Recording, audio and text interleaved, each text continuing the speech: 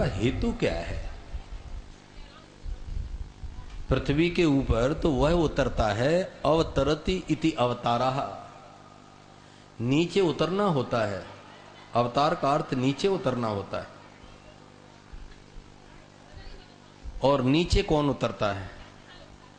नीचे तो वह उतरता है जिसके द्वारा कोई कमी हो गई हो, त्रुटि हो गई हो, तो उसको नीचे उतारा जाता है। लेकिन भगवान नीचे क्यों उतरते हैं?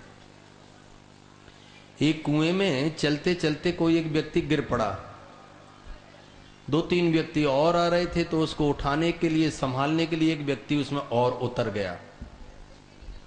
तो 2-4 लोग पीछे से आ रहे थे, तो उन्होंने बड़ी तेज आवाज लगाई, दौड़ो भैया, कुएं में 2 व्यक्ति गिर गए हैं।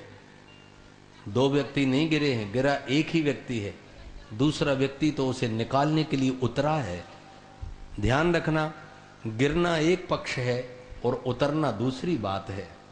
जीव गिरता है भवसागर में, भवकूप में गिरता है जीव अपने कर्म के कारण, लेकिन परमात्मा गिरते नहीं है, परमात्मा उतरते हैं। जैसे आप अपने कुएं में उतरते हैं, अपनी इच्छा से उतरते, कोई कारण से उतरते हैं, ऐसे ही भगवान भी अपनी इच्छा से, निज इच्छा प्रभु अवतरे, सुर मही गो द्विज लागी।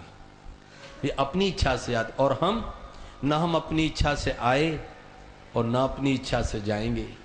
भेजने वाले की इच्छा से हम यहाँ गिरे और उबारने वाले की इच्छा से यहाँ से जाना होगा। और वे भगवान अपनी इच्छा से आते हैं, अपनी ही इच्छा से जाते हैं जब उनको जाना होता है। भगवान के अवतार का हेतु क्या है? वृंदावन में एक भक्त नित्य बांके बिहारी के दर्शन करने जाते थे। कोई 30-40 वर्ष लगातार वो दर्शन करने गए, लेकिन उनको बांके बिहारी की प्रतिमा का दर्शन ना हुआ। एक दिन मन में बड़ा पश्चाताप हुआ कि सारे लोग तो बांके बिहारी के इतने बढ़िया दर्शन करते, वो हीरा दमक रहा है, मुकुट चमक रहा है, पीतांबर फहरा रहा है, लेकिन मैं कैसा अभागा हूं कि मुझे भगवान का दर्शन भी नहीं होता है। अच्छा, तो आज प्रतिज्ञा करके जाता हूं बांके बिहारी के समक्ष कि कल मुंह न बताऊंगा। रात्रि में उसने यमुना जी के किनारे बहुत सी लकड़ियां इकट्ठी करके रख दी, आग लगाऊंगा और कूद जाऊंगा। ऐसा शरीर रख करके क्या करना है जिस शरीर से भगवान का दर्शन भी नहीं हो रहा है? उसी दिन रात्रि में वृंदावन में एक घटना और घट गई। एक गलित कुष्ठ का रोगी था, उसके पांव में, हाथ में कोढ़ हो गया था और गलने लगा था शरीर, तो उससे चलते नहीं बनता था। उसके दरवाजे पर मध्य रात्रि में कोई व्यक्ति ने दरवाजा खटखटाया। अरे भाई क्या बात है, कौन हो भैया? सारे लोग नींद में सो रहे हैं, मेरे से चलता नहीं बनता है, मेरे तो पांव गले हुए हैं कोढ़ में। तो उसने कहा, उस दरवाजे पर रहने वाले व्यक्ति ने कहा कि भैया यहां आने की, दरवाजा खोलने की आवश्यकता नहीं, जो मैं कह रहा हूं सुन लो केवल। हाँ सुनाओ। कि तुम्हारे इस रोग का एक उपचार है। बोलो भैया, बता दो, बड़ी कृपा होगी। का सवेरे चले जाना, यमुना जी के किनारे एक व्यक्ति चिता लगा के जल रहा है, उसके चरण धोकर के पी लेना, तुम्हारा रोग एक पल में नष्ट हो जाएगा। बड़ी रात से चिल्लाया, घर के लोगों को जगाया, भैया आज अंतिम बार प्रार्थना है, मुझे यमुना जी के तट पर पहुंचा दो, पहुंचा दो, फिर कभी कुछ ना कहूंगा। चलो, लोगों ने कहा ले चलो। देखा चिता जल रही थी, एक व्यक्ति उसकी परिक्रमा कर रहा था, वो कोड़ी चिल्लाया, भैया रुक जाओ, रुक जाओ। रुक, बहुत लोग साथ में थे, कई स्नान करने वाले भी देखने लगे दृश्य। क्या बात है? का आपके चरण का थोड़ा जल मुझे दे दो। अरे कहा, मैं तो अपने पाप से स्वयं मर रहा हूं, इतने दिन वृंदावन बिहारी के दर्शन करने गया, बांके बिहारी ने दर्शन नहीं दिया, मेरे जैसे पापी के चरणों का जल लेकर के तू महानरक में जाएगा क्या? स्नान करने वाले लोगों ने कहा, तुम तो जल ही रहे हो, दे दो ना, जब वो कह रहा है तो उसमें क्या बात है? क्या चलो ठीक। उसने पांव आगे बढ़ाया, उसने जल डाला, अपने मुंह में डाला। मुंह में जल डालने की देर थी, सारी काया सोने की तरह चमकने लगी, बीमारी का पता ही नहीं चला कहां चली गई।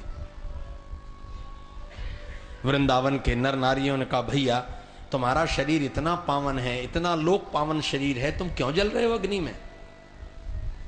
काम इसलिए जल रहे हैं कि हमको बांके बिहारी का दर्शन नहीं होता। लोगों ने पकड़ लिया, कहा ऐसा लोक पावन शरीर अग्नि में नहीं जलेगा, चलो हमारे साथ, हम बांके बिहारी से प्रार्थना करेंगे। कैसे दर्शन नहीं देंगे? बांके बिहारी के मंदिर में सभी लोग आकर खड़े हुए। ये व्यक्ति भी आया, अब तो शरीर स्वस्थ हो गया था, कोई प्रश्न ही नहीं था। और वो भी आया जिसे गलत कुष्ठ के कारण उससे चलते फिरते नहीं बनता था। आज बांके बिहारी की प्रतिमा का सभी को दर्शन हो रहा है। ये जलने गया था, इसको भी दर्शन हो रहा है। गदगद हो गया, का अच्छा हुआ जल जाता तो कब दर्शन होता। निर्निवेश नेत्रों से बांके बिहारी के दर्शन करता ही रहा। दर्शन करने वाले लोग आए और गए, लेकिन ये तो खड़ा ही 3 दिन 3 रात निकल गए। बांके बिहारी के सामने से हटता ही नहीं था। चौथा दिन, तीसरा दिन जब हुआ, दोपहर के समय पुजारी लोग मंदिर बंद करके चले गए। भगवान बांके बिहारी थाल में भोजन रख करके अपना पर्दा दरवाजा खोल करके आए और इस खड़े हुए व्यक्ति से, जो 30 वर्ष से 40 वर्ष से दर्शन करने आया था, बांके बिहारी के दर्शन नहीं हो रहे थे, उस व्यक्ति के पास आए और उसके कंधे पर हाथ रख करके कहा, भैया तुमने 3 दिन से दरवाजे पर खड़े हो, कुछ खाया नहीं है?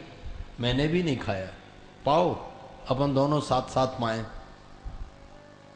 वो चरणों में लिपट गया। उसने कहा, मैं भोजन तो बाद में पाऊंगा, पहले कृपा करके ये बताओ कि मैं 40 वर्ष निरंतर आपके दर्शन करने आया, आपके दर्शन क्यों नहीं हुए? भगवान ने कहा, सही बात बताएं। कहा असल में कारण ये है कि द्वापर में जब मैं धरती पर आया था तब मैं जाने लगा। 125 वर्ष के बाद जब मैं जाने लगा तो मैंने अपने सभी मित्रों को बुलाया। भगवान श्री कृष्ण कह रहे हैं, बांके बिहारी, द्वापर की लीला के बाद सभी मित्रों को बुला करके मैंने उनसे एक बात कही कि भैया अब मैं जा रहा हूं, अपने अपने मन की जो वस्तु चाहिए, जो बात चाहिए मांग लो। सभी ने सब कुछ मांगा। हमारे मन में तो ऐसी कामना है, ऐसी कामना है। मांगने वाले मांगते गए, लेकिन भैया तुमने कुछ नहीं मांगा। उस व्यक्ति से भगवान कह रहे, तुमने कुछ मांगा ही नहीं। तो बोला, मैं समझ नहीं पा रहा हूं, यदि मैंने कुछ मांगा नहीं था तो उसका कारण क्या है? आपने 40 वर्ष तक दर्शन नहीं दिए, इसका अर्थ समझ में नहीं आया। तो भगवान बता रहे हैं, भगवान के अवतार का कारण बता रहा हूं मैं। भगवान ने कहा, भैया मुख्य लक्ष्य यह है कि जब तुमने कुछ न मांगा, कुछ न मांगा, मैंने बहुत कहा, कई बार कहा, जब तुमने नहीं मांगा तो मैं तो चला गया गोलोक धाम और तुम कलयुग में यहां जन्म लेकर के आ गए। तुम्हारी पुरानी प्रीति के कारण तुम मेरे मंदिर में मेरे दर्शनों को आते थे, लेकिन मैं तुमको देखकर छिप जाता था। क्यों छिप जाते थे? बांके बिहारी भगवान ने कहा कि द्वापर में तुमने मेरी जो सेवा की थी उसका ऋण है। तो जो कर्जदार होता है वो साहूकार को यदि कर्ज न चुके तो देख करके मुंह छुपा लेता है। तुमने जो द्वापर में मेरी सेवा की थी तो मैं उसका ऋण नहीं उतार पाया, इसलिए मुंह छिपाकर मैं खड़ा हो जाता था। उस भक्त ने कहा, तो प्रभु अभी कौन सा ऋण उतर गया जो आप प्रकट होकर के सामने आ गए? भगवान ने कहा, ऋण तो नहीं उतरा पर ब्याज तो चुक गया है। कहा, मुझे तो पता नहीं आपने ब्याज में क्या दिया। भगवान बोले कि तुमको ब्याज में मैंने जो दिया, सुनो, वो कोढ़ी जिसके पांव में गलित कोढ़ हो गया था, रात को 12 बजे मैं उसके दरवाजे गया, दरवाजा खटखटाया और उससे कहा कि वो व्यक्ति जो चिता में जल रहा है उसके चरण धोकर पी लेना, तुम्हारा कोढ़ मिट जाएगा। वो मैं ही गया था कहने। जब वो गया और उसने चरण धोकर के पान किया, उसका कोढ़ मिटा, तो सारे वृंदावन में तुम्हारी जय जयकार हो गई कि धन्य है, इतना बड़ा भक्त हमने नहीं देखा। ये जय जयकार कौन करवा रहा है? हाँ, का यही तो मैं सोच रहा था कि मेरे पांव धोकर पीने से इसके रोग कैसे मिट गया। किसी के पास कुछ नहीं है, जो बड़ होत सो राम बड़ाई, चाहे बुद्धि की, चाहे बल की, चाहे धन की, चाहे अपने पद की, कोई भी महिमा किसी के पास है वो भगवान की दी हुई है। उसे वो अपना समझ ले कि मेरा प्रभाव है। मैंने कोई बात कही और सही हो गई, कोई प्रणाम करने आया और सही हो गया, मेरे पास धन था, मैंने दिया और इसके प्राण बच गए। मैं उपचार जानता था, इसलिए मैंने सांप से कटे हुए व्यक्ति को बचा लिया। ये कोई कुछ नहीं करता, कराने वाला करवाने वाला वही है। वो महिमा उसने आपको दी है किसी कारण से, वो कारण है, उस कारण को समझना पड़ेगा। भगवान ने जब ये कहा कि भैया मैं ऋण के कारण छिप जाता था, कर्ज चुका नहीं तो मैं कैसे मुंह बताऊं और सही बताऊं, तो मैं जब जब भी अवतार लेकर के आता हूं, भक्ति करने वालों का ऋण ही उतारने आता हूं। भगत भूमि भूसुर सुर विसुर हित लागी कृपाल, करत चरित धरि मनुज तन सुनत मिटे जगजाल।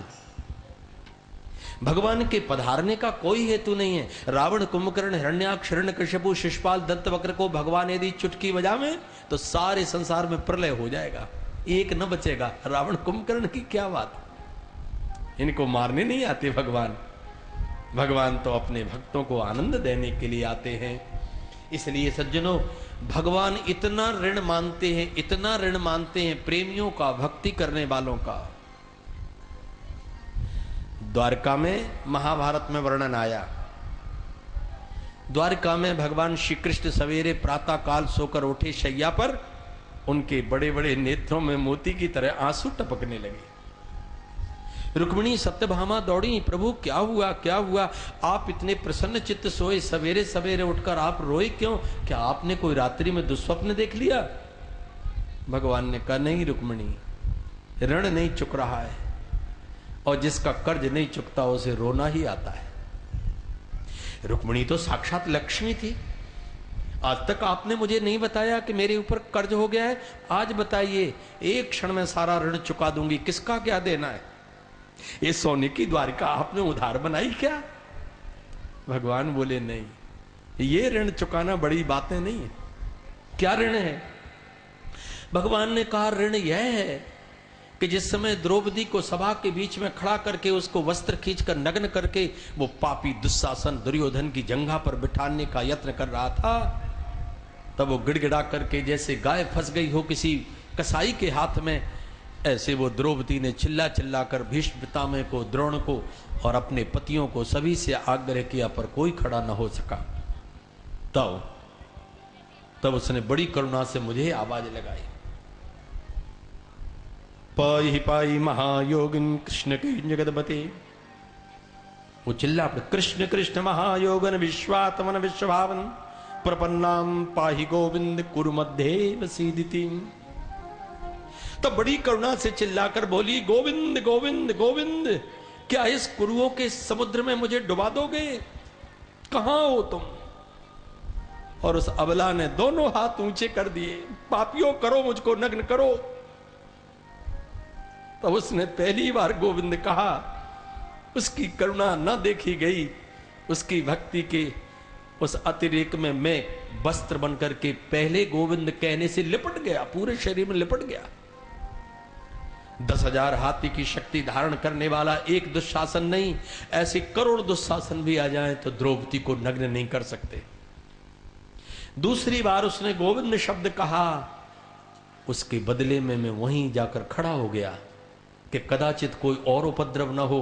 कोई मुझे देख नहीं रहा था, द्रौपदी भी नहीं देख रही थी, पर मैं देख रहा था।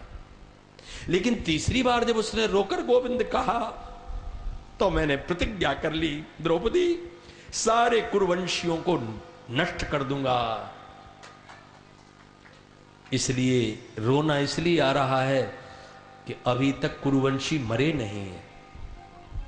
रुक्मिणी, ये ऋण तुम चुका दोगी। ऋण में तत्प्रवृद्धम में हृदयान माप सरपति यद गोविंदेति चुक्रोस कृष्णा माम दूरवासिनम। महाभारत में श्लोक लिखा है। भगवान कह रहे हैं, सत्य सत्य रुक्मिणी, ऋण में तत्प्रवृद्धम में, और ये ऋण जानती हो कैसा है, ये हर दिन बढ़ जाता है। ऐसा ऋण नहीं है कि महीने 2 महीने पर जाके ब्याज लगेगा, आज जितना है कल दूना हो जाता है। ऋण में तत्प्रवृद्धम में हृदयान माप सरपति यद गोविंदेति चुक्रोश।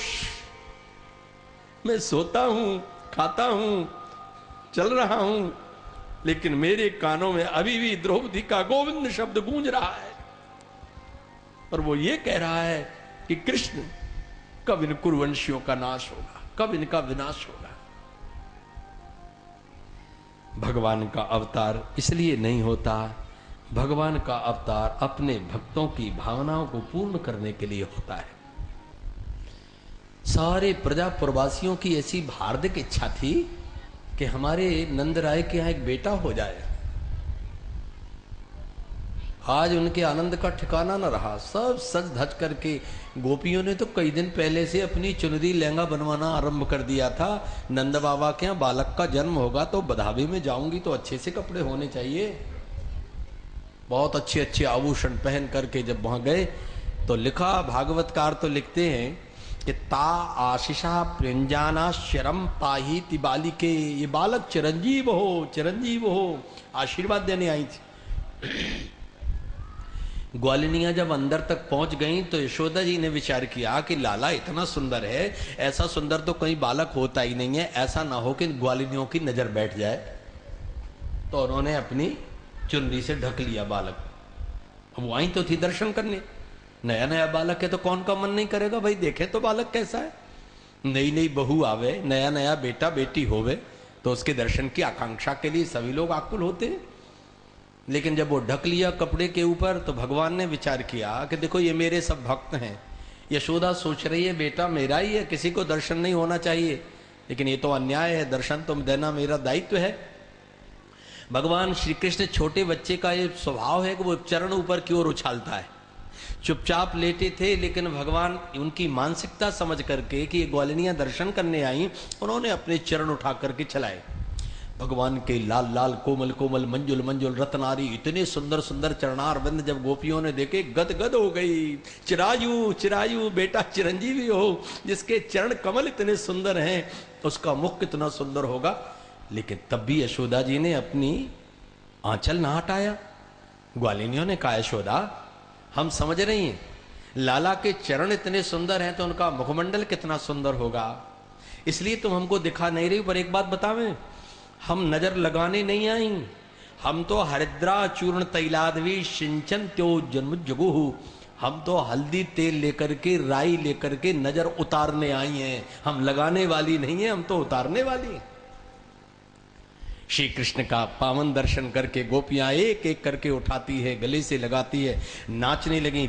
अवाद्यंत विचित्राणी वादित्राणी महोत्सवे, बाजे तो बजी रहे हैं लेकिन ग्वाल बाल और ग्वालनियां कुछ विचित्र बाजे बजा रहे हैं। अवाद्यंत विचित्राणी, ये विचित्र क्या है? वादित्राणी महोत्सवे, ये विचित्र में है कोई तो बाजा बजा रहा है, कोई अपने हाथ से अपना पेट ही बजा रहा है, कोई किसी का सिर बजा रहा है, कोई किसी की पीठ बजा रहा है, और कोई लकड़ी से लकड़ी मार करके बाजा बजा रहा है, और किसी को बर्तन मिल गया तो कोई बर्तन ही मटका बजाने में लगा हुआ है। इस आनंदोत्सव में गोपा परस्परम हृष्टा दधिक्षीर घृताम्बुभी, एक दूसरे के ऊपर दूध दही मक्खन इतना उड़ेला है। वृंदावन वासी तो कहते हैं कि वृंदावन में इतना दूध दही घी मक्खन उड़ेला गया कि प्रयागराज में गंगा जी में तक पहुंच गया, वो यमुना जी में बहता बहता जहां संगम हुआ है। अरे भाई ये दूध दही मक्खन कहां से आ गया? वृंदावन में श्री कृष्ण का जन्मोत्सव हुआ है। नंद आज इतना आनंद देख करके नंद बाबा को बड़ी प्रसन्नता हो रही। इस बात के लिए नहीं कि चौथेपन में मेरे घर में बेटा का जन्म हुआ है, इस बात के लिए नहीं। विष्णु और आराधनार्थाय पुत्रस्यो दयाय च, अब इस वंश में भगवान की आराधना होती रहेगी। बड़े ध्यान से सुनना, पुत्र का जन्म केवल इसलिए नहीं हुआ है कि मैं पुत्रवान हो गया तो वो मेरी सेवा करेगा, तो ऐसा करेगा तो वैसा करेगा। विष्णु और आराधनार्थ है, वो भगवान का भजन और धर्म का संचालन करेगा, इस वंश के परिवार की परंपरा के अनुसार धर्म की व्यवस्था को आगे बढ़ाएगा। पुत्रवती जुबती जग सोई, रघुवर भगत जासु सुत होई। न तरु बांझ भली बादी बियानी, राम विमुख सुत ते हित जान। यदि बेटा का जन्म हुआ, उसने धर्म का आचरण नहीं किया, परिवार के वंश की परंपरा के अनुसार भगवान की आराधना ना की, इसका जन्म लेना व्यर्थ है। रीवा नरेश महाराज की 60 वर्ष की आयु हो गई। अभी कलयुग की घटना सुना रहा हूं। एक ही बेटा था। 20-22 वर्ष का अविवाहित पुत्र, शिकार का शौक लग गया। वो शिकार खेलने के लिए जा रहा था तो नए शिकारी कुत्ते बुलवाए थे उसने, परीक्षा करना थी। एक संत चले आ रहे थे तो उसने संकेत देकर विचार किया कि देखें तो कुत्ते सही शिकारी हैं कि नहीं है। उन कुत्तों ने संत को फाड़ डाला, मांस निकल गया। लड़का तो हंसता चला गया, राजकुमार कि कुत्ते बहुत अच्छे हैं, शिकारी कुत्ते, चलो वन में शिकार करेंगे। राजा बड़े साधु सेवी थे रीवा नरेश, बहुत बड़े वैष्णव थे वो। किसी ने कहा महाराज एक संत पड़े हैं बेचारे, बड़ी बड़ी दाढ़ी और बाल हैं, माथे पर तिलक, गले में कंठी लगी है, लेकिन किसी कुत्ते ने फाड़ दिया। राजा स्वयं दौड़े दौड़े गए, महात्मा को उठाकर लाए,